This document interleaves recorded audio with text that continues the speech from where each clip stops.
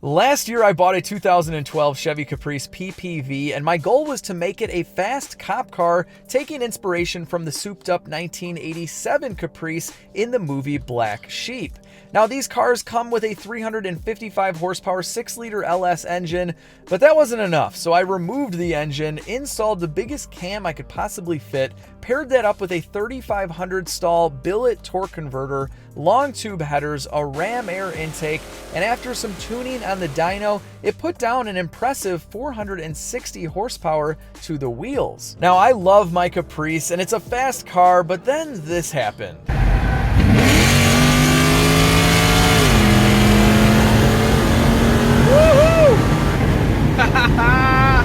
Got him! To be honest, I can't be mad as my E55 AMG station wagon is factory supercharged and has some decent mods, but whenever one of my cars gets beat by one of my other cars, I feel the need to do something about it. And so in this video, we're gonna make my Chevy Caprice just a little faster, just a tiny wee bit faster. And the way we're gonna do this is by using a good quality synthetic oil that can free up a horsepower or two, and by this, nitrous, lots and lots of nitrous. All right, so I changed the oil a couple of times since I did the camshaft and all the engine work. Now we're gonna get the good stuff in here. And it's the first time I've had it up in the air in months. And it is bone dry. No leaks, no nothing. Looking good. No funnel, no funnel, no funnel, no funnel. Woo! I made it. Now, you guys have probably noticed I'm using AMSOIL synthetic on my entire fleet, including my European cars. And I just think it's the best synthetic oil out there. So I've done a bunch of research. I'll leave you guys some articles and some videos down below if you want to take a look and decide for yourself. But this stuff seems to come out ahead against pretty much everything, so I have switched over all of my cars to AMSOIL. And last year I became an AMSOIL dealer. I get a small commission off the sales, but because I'm a dealer, I can offer you guys a maximum of 25% off. So that's what I do. The link is down below. You guys can sign up as one of my preferred customers, get 25% off practically any AMSOIL product, and you can log all of your maintenance really easily on their website. It's fantastic. And let me know if you guys already use this. I know it's been around for a while. It's actually the first synthetic oil that was brought to the mass market, so pretty cool. Thank you, GM, for blessing us with a normal fuel Schrader valve. You put it here for us to test fuel pressure, but it can do just so much more. Your service just isn't required anymore, Schrader valve, but I'll give you a good spot in the glove box, don't worry. All right, guys, we're getting right into this nitrous install. Oh, and we have normal back seats for the Caprice. Look at how nice these are. Yes, so my kids are gonna be able to go for a ride. No more prisoner cell. You know, I already took the bolts out. Let's just rip this guy out of here. If only this guy could talk. What stories would it tell us? Some pretty crazy ones, I'm sure, but here we go. This is what we have behind the plastic prisoner seats of a 2012 Chevy Caprice. They cut the seatbelts out of here, which is kind of a shame because I need them, but luckily I found some used ones. So we have seatbelts, we have normal seats going in the Caprice, and what's awesome about working on a car like this and doing wiring and running nitrous lines is that they've done much worse. The police departments are running all sorts of equipment, so we have all these harnesses that are just cut and doing nothing, so we can run pretty much everything through here. It's all just cheap plastic that pops right up. This is gonna be probably the easiest nitrous kit install in the entire world, and I can't wait to do it. Very excited about this. We're gonna add a bunch more power. I think I have jets from 75 horsepower to 150 horsepower and just about the same torque. And we're kicking this right off with our fuel. The most important part is getting fuel into the engine when we're spraying nitrous. Otherwise things blow up. So this is one of the reasons I like the Zex kit. This is a blackout kit, and it's actually a recycled nitrous kit. This was on my C43 AMG like 2-3 years ago, if you guys remember that. And I took it off that car before I sold it, knowing that one day I'd have something else to put it on, and that is the Caprice. So what I really like about this kit is that the fuel and the nitrous solenoid are built right into this box, and this has the ability to sense nitrous pressure going in, and that way it can adjust the amount of fuel that it's delivering to the engine, so you're never running too lean or too rich depending on your bottle pressure, which can vary due to temperature. So right here is our bottle, and you'll see here that I have a bottle heater strapped to it. So this thing gets really hot and it'll raise the temperature. So in the morning, if this bottle is cold, it might be around, I don't know, 600 PSI or so. We want it to run ideally around 900. So we'll turn the bottle heater on and it'll turn off automatically. So it knows the ideal temperature, which I think is 900. I'm not really sure, maybe 950. It'll keep it right there. But when the bottle gets low, the pressure decreases. And if you're using kind of an older nitrous kit that doesn't have this controller, it's gonna spray the exact same amount of fuel, even though you're getting less nitrous, which means you're gonna run rich, and that can cause issues as well. So big fan of this, not sponsored. Oh, and if you guys have never installed a nitrous kit before, I highly recommend you add it to your bucket list of car things to do. Now, I personally like Boost a lot better, but it is hard to deny that in a few short hours, we will safely have roughly 100 more wheel horsepower for just a few $100s. So you can get a nitrous kit for like $300-400 bucks. I think this one, when I got it a couple years ago, was like $650-700, so a little bit more, but nothing compared to a turbo kit or a supercharger kit. And if you do it right, it is safe. So speaking of that, something that's really important is that you install colder spark plugs. So when I did the camshaft and everything, I installed 1-step colder plugs, and you're doing that so you don't detonate and destroy your engine. So very, very important to swap out the spark plugs. It is very cheap insurance when running Boost or nitrous. Okay, so the first step of the install is mounting the nitrous bottle. And the most important thing to consider here is the angle in which the bottle lays. So there are many places you can mount your bottle, but you just got to make sure that it's on an angle like this. So the bottle has a siphon tube in it, and the bottom of that tube is right around there to make sure that you're using every last drop of nitrous. So as you can see here, the brackets in the front are taller than the ones in the rear to give it that angle. And then you also want to mount the bottle so that the back of the bottle is at the back of the car, so that when you launch, all the nitrous is moving to the back and getting sucked up by the siphon tube. Now, like I said, you can mount this bottle practically anywhere you want. A lot of people will remove the spare tire and mount it down there, but I want this car to still be 100% usable, so I need my spare tire. I don't want to mount it on the floor that goes over this because I don't want to take up a ton of trunk space. So I'm choosing this spot. Now, the one and only downside for me is you just got to reach in there a little bit to open the bottle, but no big deal. Realistically, if you're going to the drag strip, you're going to open your bottle once and you end it. If you tighten your fittings, you can leave this bottle open for days if you want to, and you shouldn't have any leaks whatsoever. I'll also probably flip my gauge around so I can see it, but with the automatic bottle heater that I'm using, it's going to put it at the proper temperature and pressure anyway, and with the Zex kit, it's going to adjust regardless. So it's not a big deal that I don't always have this gauge right in my face.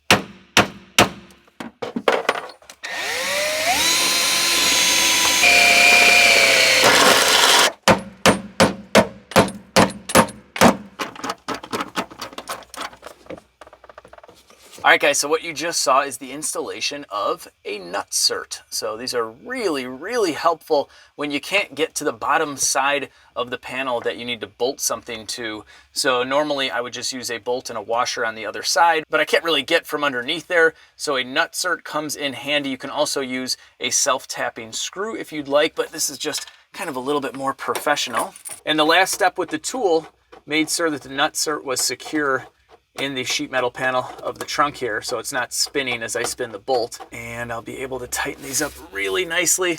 We have a nice and professional bottle mount. So I have 2 more holes to drill and we're done with the bottle. Where are you, nitrous line? Oh, got it. Oh. So with the nitrous bottle mounted, we needed to figure out how to get the nitrous to our engine. So I ran this nitrous hose through a factory hole in the firewall with a nice rubber grommet. So we're gonna mount the nitrous controller solenoid module box somewhere over here, and this is gonna connect right to it. Pretty easy. All right, so now that we have our nitrous line ran through the firewall, we have to think about where we're gonna mount the controller that houses the solenoid. So there are a few things to consider here. We have a purge that is gonna come out this way. We only get a couple feet of hose and then there'll be a line somewhere over here. We have to consider the fuel line, which we get quite a bit of fuel line, so that's no big deal. But also the nozzle, so I have it connected right now to the box, and it's gotta go somewhere in here, so we don't have too much room. So I think out of all the places, right about here is best. We can get all of our lines to connect, no problem, and everything should reach. Now this thing is pretty light, so we don't need to use all 4 of the mounting brackets. We're just gonna use a couple self-tappers somewhere in this area and call it good.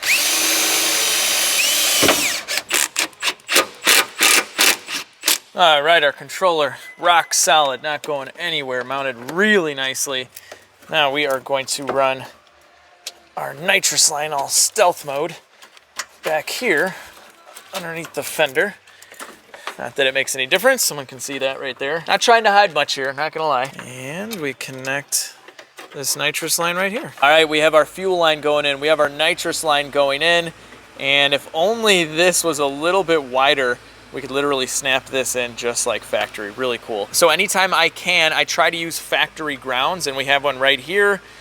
And this isn't long enough. This was in the C43, and I had it cut perfectly for that car, and it's just off a little bit, and I couldn't move this up, or these would be hitting right here. So we're gonna have to extend this wiring close, but no cigar. Now I totally forgot to bring any black wiring, but that is not a problem because our Caprice has a bunch in stock.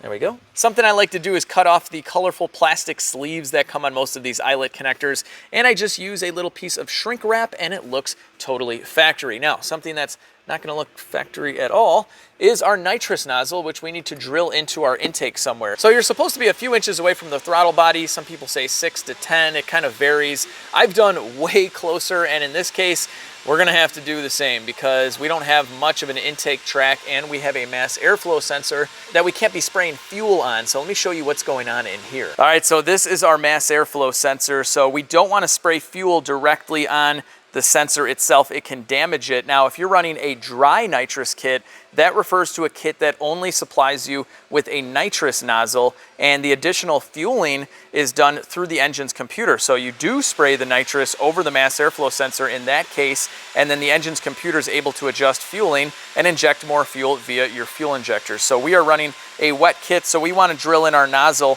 after the mass airflow sensor. So we're gonna still use this housing because we really don't have anywhere else to drill it in, but we just don't want the nozzle before the actual sensor. Now, I'd love to have the nozzle somewhere on the top side and just not even mess with any of this here. It would just be much nicer, and we may do that, except I have to think about closing the hood. So we can't just simply put this guy right here and call it a day. The hood probably won't close. All right, so we're gonna be drilling this nozzle into the bottom. I've marked it, made sure the nozzle wasn't gonna interfere with anything.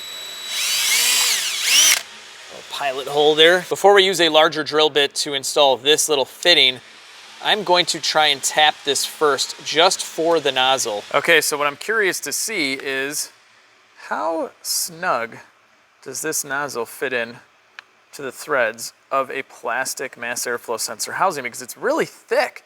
Oh, it's nice.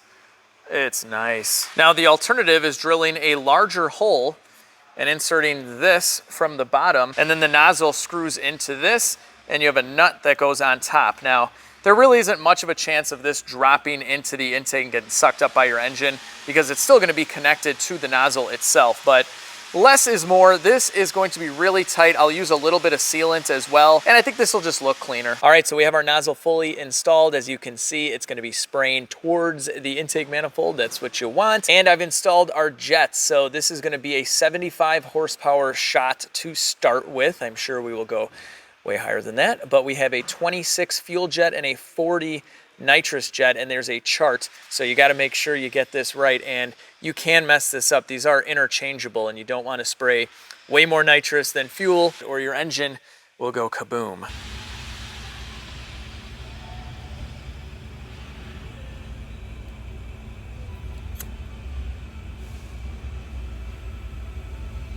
Activation switch, where are you? There we go, coming through, yeah. System activated. We got our purge button done too, and the purge circuit is based off of the arming switch circuit, since you'll never be purging and spraying nitrous into the motor at the same time. So that way my kids or my nephews won't just come in here and press my purge button all the time. The key's got to be on.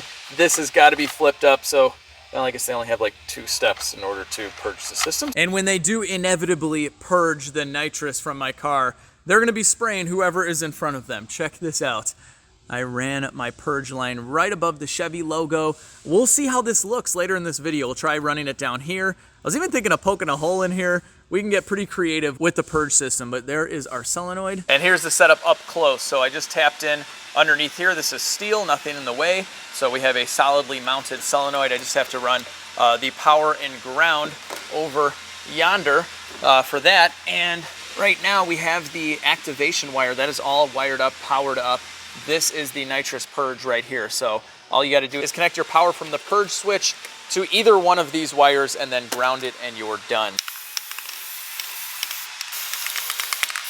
All right, guys, so all the wiring under the hood is almost done. We just need to get a wide open throttle reference signal. So on old school setups where you have a cable driven throttle body, you will actually use a micro switch that physically gets pushed when you go wide open throttle by either the throttle body itself. Some people put it under the pedal. I like doing it under the hood. But in this case, we have an electronic throttle body, and the Zex kit is meant to work with these. So we can actually tap in to a wire on the harness of the throttle body, and this is going to give us our voltage sweep indicating to the PCM and now the Zex box when we're at wide open throttle. Now, since this is a universal kit I got a couple of years ago for a C43 AMG, I didn't know on these electronic throttle body cars you need to wire in a resistor. Otherwise, you can set a check engine light and disturb the circuitry going back to the PCM that reads the throttle position. So we don't want to do that. I contacted Zex. Normally, the kit for this particular vehicle, for the Pontiac G8, same thing, would come with this little resistor harness, but just on the fly, I had to make my own. It's a 82K ohm resistor. I didn't have that. I had an 80 and two 1000. So anyway, I wired that in. And we will shrink wrap it, of course, and I'm going to run a longer black wire all the way around there and kind of hide it so we don't have a wire going from here over the engine to connect to the throttle body wiring. I think that wouldn't look too good. Heat shrink, people, heat shrink. Look at how nice that looks. Totally hiding the fact that I have a bunch of resistors wired in there. So I just used a wire tap to the purple wire going to the throttle body. We have hidden the wire under the cowl, and we have a nice corrugated tube here to hide all the rest of the wiring that's going inside of the fender. So overall, I think it's a very, very clean setup. Let's hook up the bottle and test out the purge.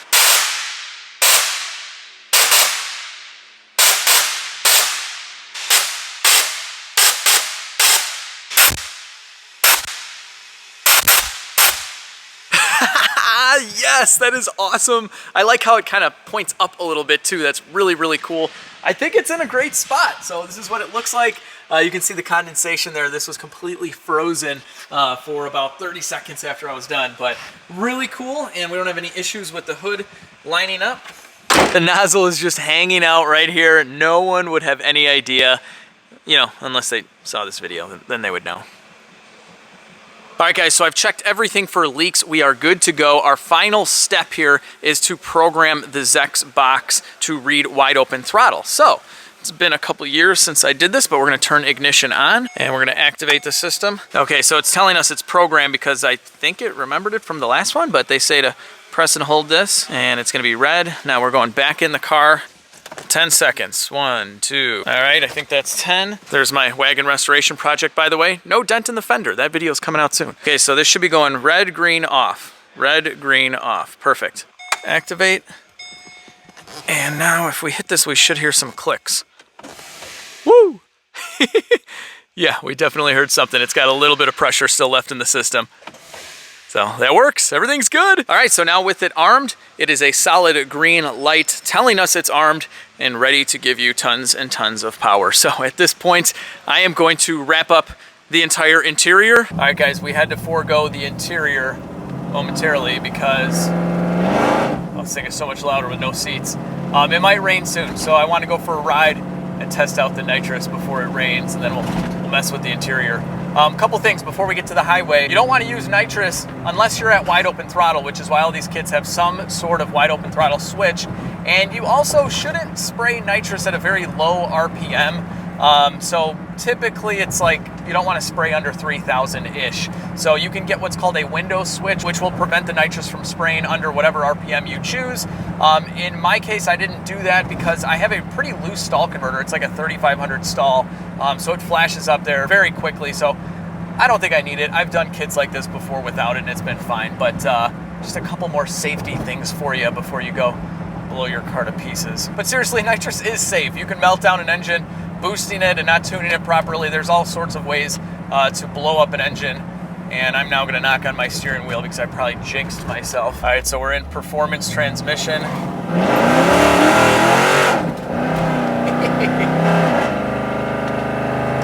All right, that is with no nitrous. And I put it in low. I want to see, will it ever shift? No. All right, so we'll keep it in regular drive. There isn't a way to manually shift into gears, which kind of stinks. I'd like to put it and hold it in a gear before we spray, but that's not gonna happen. Probably some kind of controller you can get to manually switch this, or maybe even some fancy pedals or something, but we don't got that. All right, our main switch is on. Wish you guys could see that, just purged. Just kind of comes rushing towards the windshield. I'm gonna get some pretty decent speed before we whack it. I think we're gonna have some serious traction issues. Let's hit it without the nitrous first. Here we go.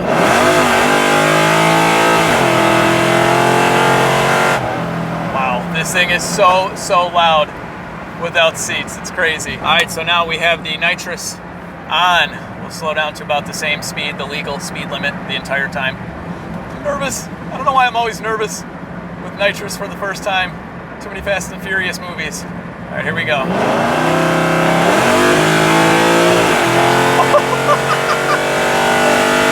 Okay. That was awesome. That was awesome. All right. Turning it off. Turning it off. Woo!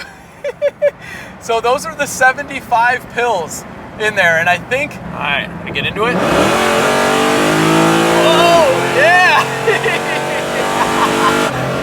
Okay.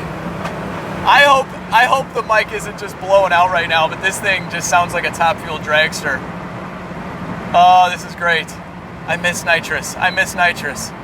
We need more though, we need more. 75 shot. I think our bottle pressure is only around like 700 or something. The bottle was probably half-ish full, something like that. All right, guys, I just looked everything over.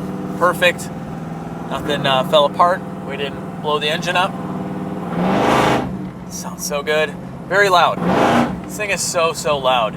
Our bottle pressure is down to 700 right now. So it was probably at 800 or something at the most. So we're probably getting a little less than a 75 shot, but you can definitely still feel it. 150 just really throws you back. But I may reduce the timing a little bit for the 150 shot, so we keep this L77 intact. So I'm gonna try and get a race now that this has nitrous against the E55 wagon. Again, I gotta talk to its owner. Wait, that's me. Yes, the answer is yes, you can race the E55 wagon.